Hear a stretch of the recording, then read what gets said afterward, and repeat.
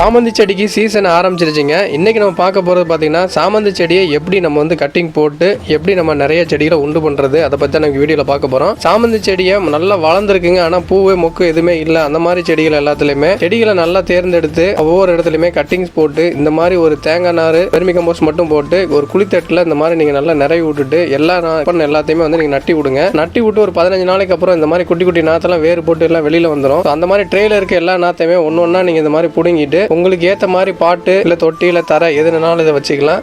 So 15 நாளே உங்களுக்கு root நல்லாவே ஃபார்ம் ஆயிருங்க ஒவ்வொரு செடியுமே. இது எப்படி பொன்னாங்கண்ணி கீரை எப்படி நம்ம போடுறோமோ அதே ஃபார்மெட்டு தான். ஒரு 15 நாளைக்கு அப்புறம் என்ன பண்ணணும்னா இந்த மாதிரி தொட்டி சின்ன சின்ன 8 இன்ச்சு 4 இன்ச்சு பாட்டு இது மாதிரி தொட்டியில் உங்களோட செடிகளுக்கு தேவையான பாட்டிங் சாயில் அதாவது தேங்காய் நார் வெர்மி கம்போஸ்ட் இந்த காம்பினேஷனில் மட்டும் நீங்கள் போட்டு முதல்ல இந்த மாதிரி ஃபார்மெட் பண்ணி வச்சுக்கோங்க. தொட்டிகளில் வந்து நல்லா நீங்கள் எடுத்து வச்சிருக்க நாற்று வளர்ந்த நாற்றா பார்த்து செலக்ட் பண்ணி ஒவ்வொரு தொட்டியிலுமே ஒரு 10 நாளைக்கு வச்சிருங்க. வச்சதுக்கப்புறம் கொஞ்ச நாளைக்கு நிழல்ல வச்சிங்கனாலே இந்த மாதிரி நிறைய செடிகள் எல்லாம் வளர ஆரம்பிச்சிடும். நீங்கள் பார்த்துட்டு இருக்க எல்லாமே நர்சரியில் நிறைய கலெக்ஷன் வந்துருச்சுங்க. ஏன்னா சீசன் ஆரம்பிச்சிருச்சுல, இனிமேல் பூவோட கொண்டாட்டமே பயங்கரமாக இருக்கும். எல்லா கலர்லையுமே கிடைக்கும். இத்தனை கலரில் முதல்ல சாமந்தி இருக்குது அப்படின்னு பார்க்குற அளவுக்கு கண்ணை பறிக்கிற அளவுக்கான கலர்ஸ் வந்துருச்சு. இப்போ இது எல்லாமே பார்த்தீங்கன்னா ஒரு 6 மாதத்துக்கு இப்போ எல்லாமே சீசன் ஆரம்பிக்கிறனால நிறைய வெரைட்டி கலருங்க. ஒரு தொட்டி மொக்கு தொட்டியே தெரியாத அளவுக்குலாம் செடி வளர்ந்து போய் கிடக்கும். இந்த மாதிரி செடிகள் இருந்து நீங்கள் நர்சரிலேருந்து நீங்கள் கலெக்ட் பண்ணுறீங்க அப்படின்னா கலெக்ட் பண்ண வந்த செடியை இந்த மாதிரி ஒரு பெரிய பாட்டு 14 இன்ச்சு 16 இன்ச்சு பாட்டில் இத்தனை ஓட்டை இருக்கக்கூடிய பாட்டாக இருக்கணும். ஏன்னா ட்ரைனேஜ் சிஸ்டம் தான் ரொம்ப முக்கியம். இந்த மாதிரி ட்ரைனேஜ் சிஸ்டம் இருக்கிற மாதிரி ஹோல்ஸ் நார்மலாகவே எல்லா பாட்டிலுமே வருது. இந்த மாதிரி தொட்டிகளை நீங்கள் செலக்ட் பண்ணிட்டு உங்கள் செடிகளை வச்சிங்கன்னா எந்த இடத்துலையுமே நிற்காம நல்லா வளருங்க. நம்ம என்னடா பண்ணுறோம் அப்படின்னு வேடிக்கை பார்க்கறதுக்காக இந்த 2 பேர் வந்து ரொம்ப நேரமாக வெயிட் பண்ணிட்டு இருக்காங்க. 2 கலர்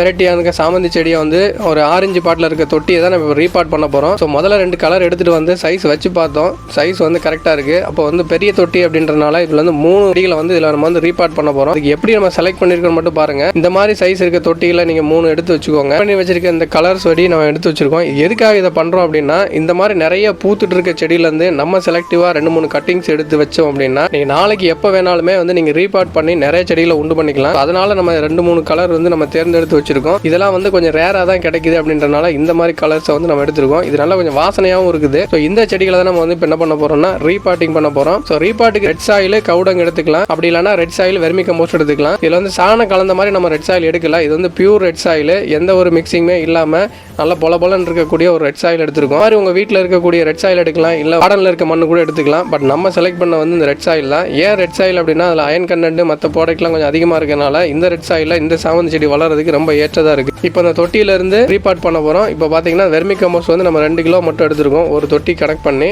ஸோ மூட்டை வந்து எல்லாமே ஃபுல்லாக போடணும் அவசியம் இல்லை. தொட்டிலேருந்து ஒரு 3 இன்ச்சு இல்லை 2 இன்ச்சு இறக்கத்துல நீங்கள் கொட்டி வச்சிங்கனாலே இது போதுமானது. வெர்மி கம்போஸ்ட்டை பொறுத்தளவு கவுடங்கில் இருக்கக்கூடிய கம்போஸ்ட் எடுத்துக்கலாம். நீங்கள் இந்த காய்கறி வேஸ்ட்டில் இருக்கக்கூடிய கம்போஸ்ட் எல்லாம் எடுத்து போடுற விட்டுட்டு இந்த மாதிரி மண்புழு உரமாக இருந்துச்சு அப்படின்னா நல்லாயிருக்கும். இது வந்து மாய்ச்சர் லெவல் வந்து கரெக்டாக இருக்கிறனால இல்லை நைட்ரஜன் பொட்டாசு கால்சியம் மெக்னீசியம் எல்லாமே வந்து ஒரே அளவாக இருக்கக்கூடியது. இந்த மாதிரி வெர்மி கம்போஸ்ட் இருந்துச்சுன்னா நல்லா பொலன்னு உதிரியாக குறுன மாதிரி இருக்கும். ஸோ இந்த மாதிரி நீங்கள் செலக்ட் பண்ணி போடும்போது எந்த வகையான வீட்ஸோ மற்ற செடிகள் எதுவும் வளராமல் செடி எதுவும் அஃபெக்ட் பண்ணாமல் நல்லா ஹெல்த்தியாக வளர்றதுக்கு இந்த பாட்டிங் சைல் வந்து ரொம்ப பக்காவாக இருக்கும். ஸோ நம்ம தொட்டி சைஸ் எடுத்தாச்சு. இப்போ அந்த தொட்டியில் வந்து இப்போ நம்ம மண்ணை வந்து ஃபில் பண்ண போகிறோம். ஸோ நம்ம எடுத்திருக்க செடிகள் எல்லாமே பார்த்தீங்கன்னா ரொம்ப பலன்னு இருக்குது.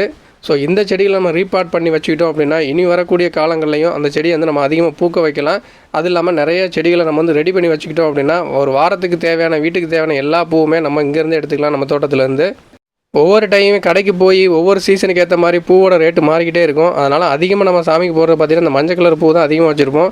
ஸோ அதுக்கு எப்போவுமே கிடைக்கிற கொஞ்சம் டிமாண்டாக இருக்கிறனால இந்த மாதிரி கலர்ஃபுல்லாக நம்ம கலெக்ட் பண்ணி வச்சுக்கிட்டோம்னா நமக்கு எப்போல்லாம் தேவையோ அதுக்கேற்ற மாதிரி நம்ம செடிகளை வந்து ப்ரொபகேட் பண்ணி வேறு பாட்டு தொட்டி எங்கெங்கெல்லாம் இடம் இருக்கோ எல்லாத்துலேயும் 2 குச்சி சொறி வச்சாலே போதும். செடி நமக்கு அதிகமாக வளர்ந்து நிறைய பூக்களை கொடுக்க ஆரம்பிச்சிடும். இந்த மாதிரி ஒரு மூட்டையான எடுத்துகிட்டு மூட்டையில் இருக்க ரெட் சாயிலை வந்து இப்போ நம்ம பாட்டில் வந்து கொட்டுறோம். நீங்கள் சாயிலை வந்து கீழே எதுவும் மேலே லேயர் அப்படிலாம் மாற்றி போடாமல் ஒரே டேரெக்டாக நீங்கள் வந்து சாயில் வந்து ஃபில் பண்ணிட்டு நல்லா லெவல் பண்ணிக்கோங்க. லெவல் பண்ணதுக்கப்புறம் அங்கங்கே ஹோல்ஸ் போட்டு நம்ம தொட்டியிலேருந்து செடிகள் எடுக்கணும். நீங்கள் நர்சரிலேருந்து வாங்கிட்டு வர்ற அந்த தொட்டிகள் பார்த்தீங்கன்னா ரொம்ப லைட் மிக்சிங் தான் பாட்டிங் சாயில் போட்டிருப்பாங்க. ஸோ இந்த மாதிரி இப்போ எடுக்கிறாங்க பாருங்கள், இந்த அளவுக்கு மாதிரி குழி எடுத்துக்கோங்க. இதில் ரொம்ப முக்கியமாக கவனிக்க வேண்டிய என்னென்னா நம்ம தொட்டியிலேருந்து அந்த செடிகளை வந்து உடையாமல், அதாவது எப்படி சொல்கிறதுனா செடி உடையாமல் வேறு பிரியாமல் கரெக்டாக நீங்கள் எடுத்திங்கன்னா மட்டும்தான் செடி வந்து அப்படியே நல்லா சர்வே ஆகும். எந்த இடத்துலையும் கருகாது காயாது. இதுக்கு பெரிய மெனக்கெட்டு வேலை செய்யணும்னு அவசியம் இல்லை. இந்த மாதிரி ஒரு 3 விரல உள்ள அந்த தொட்டிகளை கொடுத்துட்டு மேலே 2 தட்டு தட்டினீங்கன்னா நல்லா கேக் மாதிரி இப்படி வந்துடும். இதை அப்படியே எடுத்து நீங்கள் ஹோல் போட்டு வச்சுருக்க அந்த இடத்துல இதை அப்படியே நீங்கள் என்ன பண்ண போனால் பாட்டிங் பண்ண போகிறோம். ஸோ இந்த மாதிரி நீங்கள் அழகாக ஃபிட் பண்ணி அந்த நல்லா அணை கொடுத்து மண்ணை நல்லா ஏர் போகாத அளவுக்கு நல்லா டைட்டாக ஒரு அமுக்கி விட்டிங்கனாலே போதும். ஸோ அடுத்த செடி நம்ம பாட் பண்ண போகிறோம். நல்லா கவனிச்சுக்கோங்க. பாட்டில் இருந்து நீங்கள் செடி எடுக்கும்பொழுது இந்த மாதிரி எடுத்திங்கன்னா மட்டும்தான் செடி எந்த இடத்துலையும் உழையாமல் வரும். இந்த டப்பாலேருந்து நம்ம செடியை வந்து நம்ம எடுக்க போகிறோம். ஸோ எடுக்கிறதுக்கு முன்னாடி நம்ம என்ன பண்ணுறோம் அப்படின்னா, இந்த மாதிரி ஒரு 3 விரலை நீங்கள் நடுவில் உள்ளே இன்சர்ட் பண்ணிவிட்டு தொட்டியை நல்லா கவுத்தி பிடிச்சிக்கோங்க. ஸோ அப்போ தான் செடி மேலே இருக்கிறது மண்ணுக்குன்னு உழையாமல் கீழே கொட்டாமல் கரெக்டாக அந்த மாதிரி வரும். இதே மாதிரி ஷேப் பண்ணி வச்சுட்டு ஒரு தட்டு தட்டிட்டு டப்பா மேலே பிடிச்சி தூக்குனீங்க அப்படின்னாலே அப்படியே அழகாக நல்லா கேக் ஃபார்மெட்டில் அப்படியே வந்துடும். இதில் ரூட் எதுவும் டிஸ்டர்ப் ஆகாமல் பக்காவான ஒரு க்ரோத்தில் அப்படியே எடுத்துடலாங்க. ஸோ இந்த மாதிரி எடுத்துகிட்டு நீங்கள் இந்த பாட்டில் நம்ம போடுறோம் இல்லையா, அந்த மாதிரி பாட்டோ தொட்டியோ எதனாலும் இந்த மாதிரி நீங்கள் இப்படி நீங்கள் கலர்ஃபுல்லாக வச்சுக்கிட்டோம் அப்படின்னா இந்த தொட்டியில் வந்து அது சர்வே ஆகிறதுக்கு ரொம்ப ஈஸியாக இருக்குது. ஏன்னா அதோட தொட்டி அகலமும் சைஸும் பெருசு, கீழே இருக்க டெப்த்தும் பெருசாக இருக்கனால இது வந்து ஒரு 1 இயர் வரைக்கும் மேலே இது வந்து தாங்கி நிற்கும். அது இல்லாமல் செடியும் நல்லா வளர்ந்து நிறைய பூவும் கொடுக்கக்கூடிய ஒரு சூழல் அது கொடுத்துருதுங்க.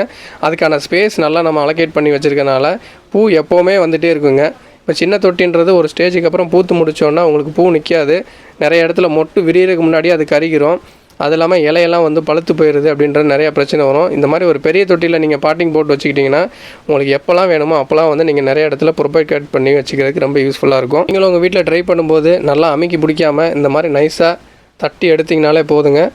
செடி வந்து அதிகமாக உடையக்கூடியது, அதனால் கொஞ்சம் கவனமாக இந்த மாதிரி பண்ணிங்க அப்படின்னாலே போதும். ஸோ உங்கள் தொட்டிகளுக்கு ஈஸியாக இந்த மாதிரி சாமந்தியை நீங்கள் ஃபில் பண்ணிக்கலாம்.